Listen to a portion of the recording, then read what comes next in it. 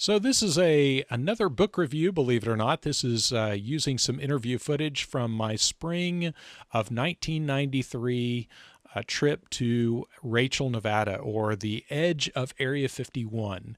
And this is an interview with Glen Campbell about his book that he had put out at the time. Is a self-published book called the Area 51 Viewer's Guide, and he was selling these for about $20 a pop or so.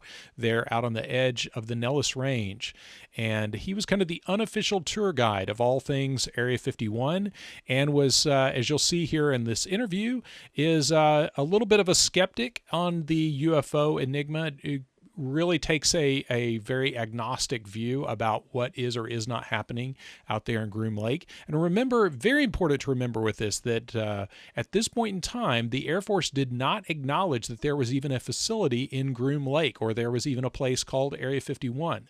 So this is before Area 51 became the cultural icon that it is today. Now, word of warning here, I apologize for the sound quality here. This was recorded in a restaurant, and also the transfer to digital, I think the frame rate difference caused a little bit of a discrepancy in the audio. So I apologize for that, but again, you can't beat this for a slice of life from spring break of 1993 on the edge of Area 51. So here is Glen Campbell himself. Thank you. Okay, well, we're just interested in this place and what your knowledge of it and the comings and goings of aliens and happenings in this area, and different things, strange phenomenon that you know about, and just any general information, points that you find important that you'd like to say. Well, I'd like to say first off, I don't know nothing. Thank you. I came here like many watchers. I came here to the black mailbox looking for strange lights that I'd heard about in the UFO magazines. Where we came? And during the day I had nothing to do, so I drove up and down the highway and I started noting what was at each of the mileage points along the highway, and that project sort of mushroomed into what I have now, which is essentially a geographical guide to the area. I admit right off, I don't know an awful lot about aliens. I've read the literature, but I have no direct experiences with aliens or sightings myself. But I am strong in geography and in organizing data. And this book is essentially an organization of the references available. So your book is a guide? Geography. It's essentially a tourist guide to the area, as well as a reference list to all the published references regarding Area 51, Groom Lake, Goose Lake. Okay. Well, what don't you know then? As Joe says, the more I know, the more I realize how I don't know nothing. It's a deep problem. I've dispelled a lot of the sightings out there. People come up for one night and think that the sky is just ripping open with flying saucers, and that's largely not the case. There's a whole lot of routine military activity. What is routine in some circles, but for someone who doesn't have experience with aviation, can be really wild by all the things that go on here. We have nightly exercises. On weekdays we have nightly exercises involving dozens of jets over the adjoining valleys in the Tickaboo Valley. And these can be dropping flares, they can be generating fireballs to distract heat-seeking missiles. And people who are at the black mailbox can see these things from distance and conceivably think that there's your flying saucer, or there's your alien craft. There are sightings that seem quite reputable of objects that jump from one point to another and that make dramatic moves, essentially appearing in one place and then suddenly jumping to another place without any intervening motion. And those are the sort of things that we should be looking for. Did you find it, Mitch? But I have no direct experience with it myself.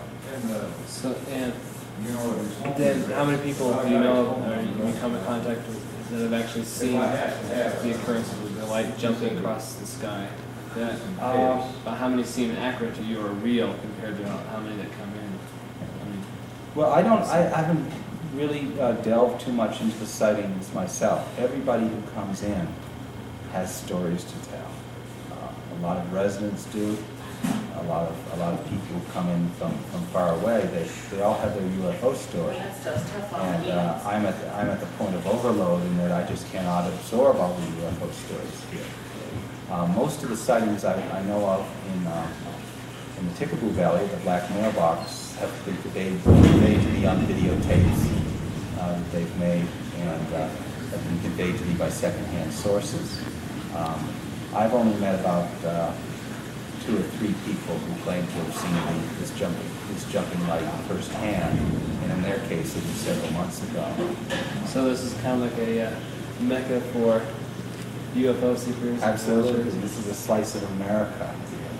And generally more people see jets from the Air Force Base. Yes. If you go out there on a weekday night, any weekday night, when the weather is good, you will see lots of aircraft activity, no doubt about it. So then what is the difference, as far as you know, between the Wednesday early, or actually early Thursday morning, late Wednesday night sightings, and what's the difference between those and the routine military exercises? Well, are you asking why Wednesday night? Why have they distinguished that from the rest? What is it about that night then?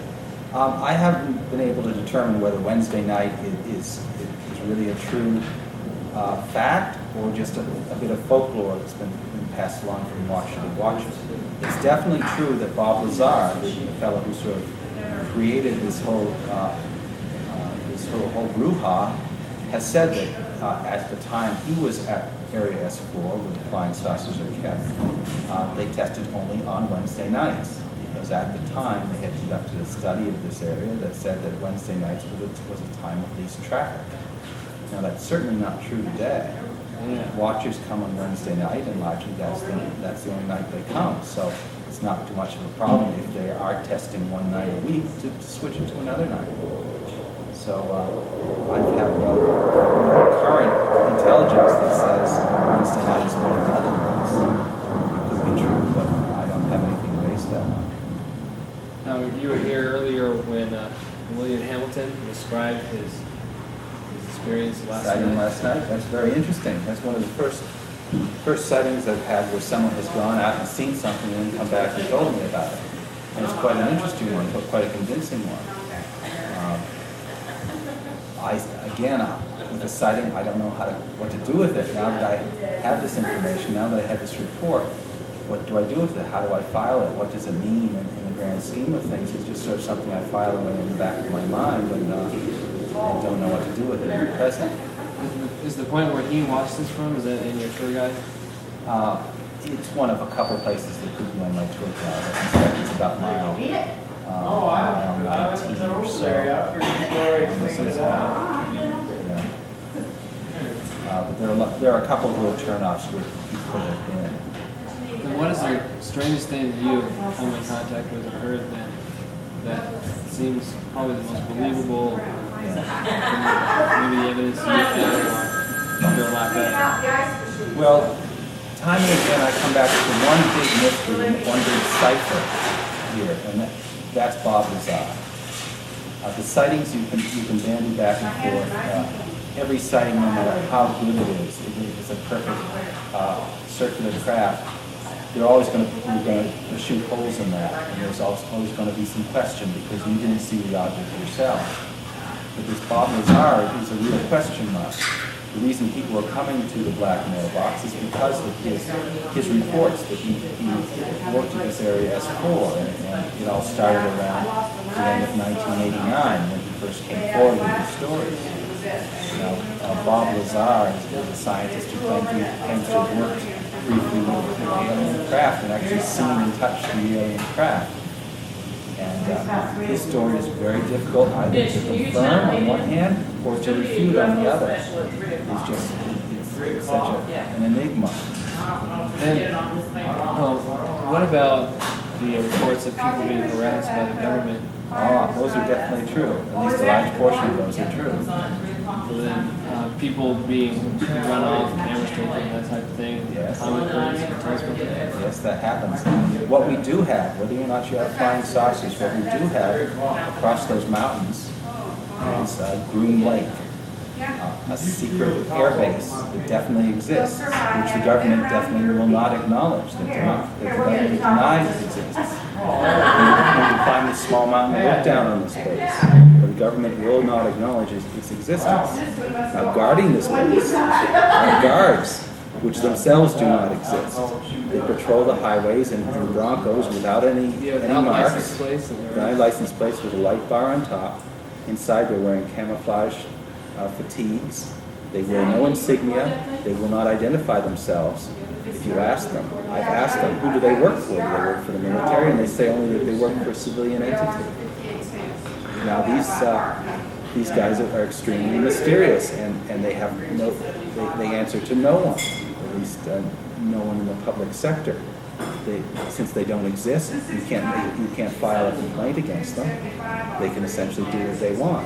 My own experience says that they will not interfere with you outside the restricted zone. Once you cross the line into the restricted zone, you're open game. So then you think they have a multitude of detection devices up there, and once you get into their area, the restricted zone, they just... Once you enter the restricted zone, there's a good chance that there's electronic devices.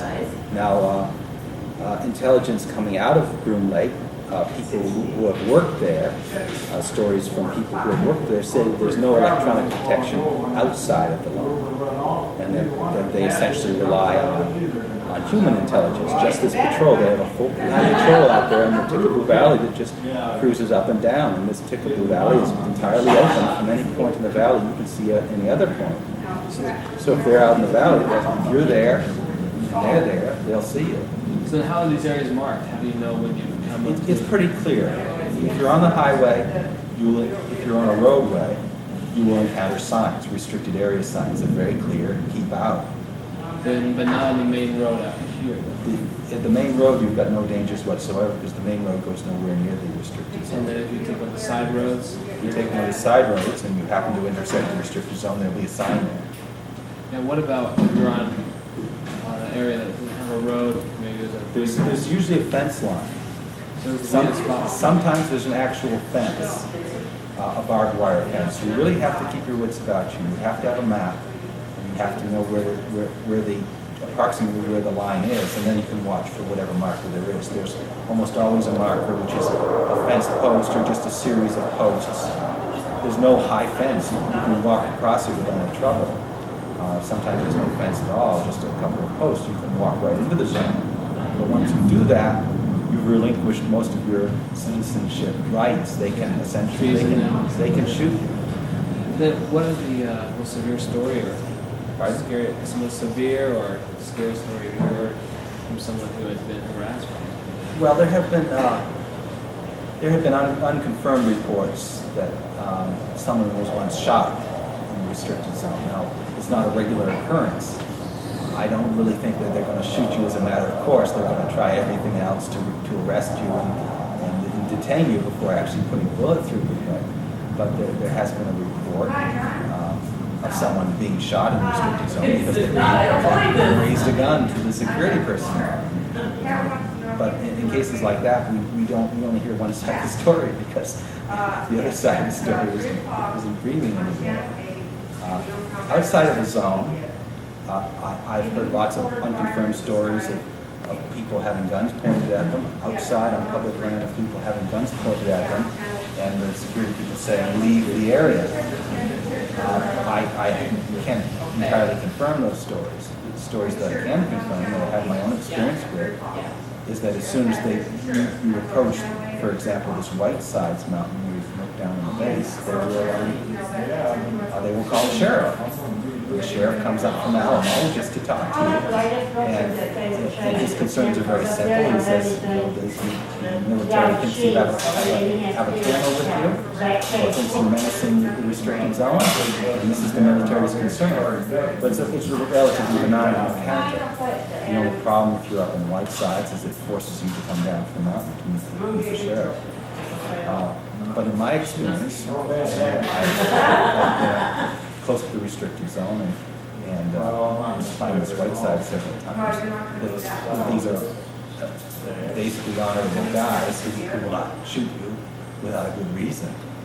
Now you said that these people deny that do not confirm or deny whether they work for really anybody, it's just sort of a civilian entity. Exactly. So then with limited knowledge and speculation, I think there's a chance for me, and also things are picked up from other people maybe, that there is actually the corporation that is contracted by the, and is actually in control of it, so maybe they don't have like all their payrolls on the government and they can't be traced or something like that. Well, yes, there's the most widely circulated rumor says that the Wackenhut Corporation. What are they? The Wackenhut Corporation is a secret private investigation firm. Provides security guards to virtually all the sensitive nuclear installations throughout the United States.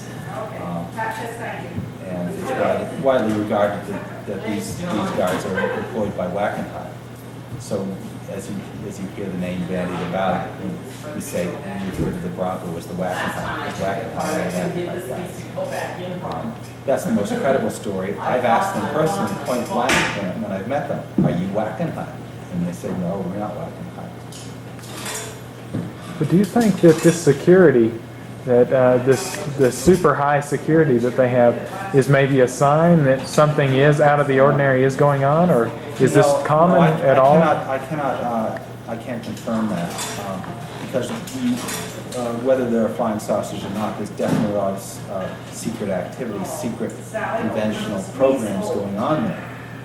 The most prominent is probably the Aurora, a very high-speed reconnaissance aircraft, and that's what these guys are essentially there to protect. So you can't say just because there are guards there, just because there are secrets kept, that these secrets are ordinary craft.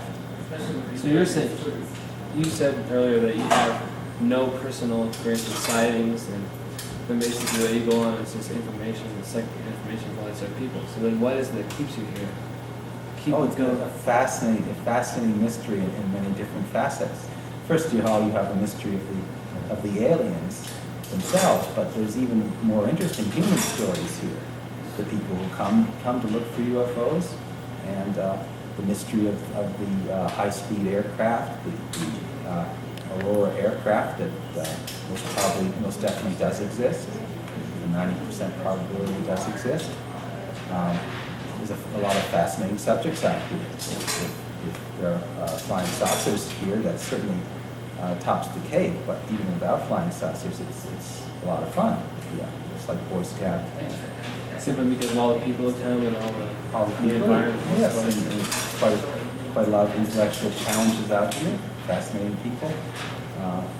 A lot of the saucer watchers, the saucer experts, are very interesting people and have a lot of good ideas, and there's a lot of intellectual back and forth. It's a very interesting place to be, even if it is in the middle of nowhere.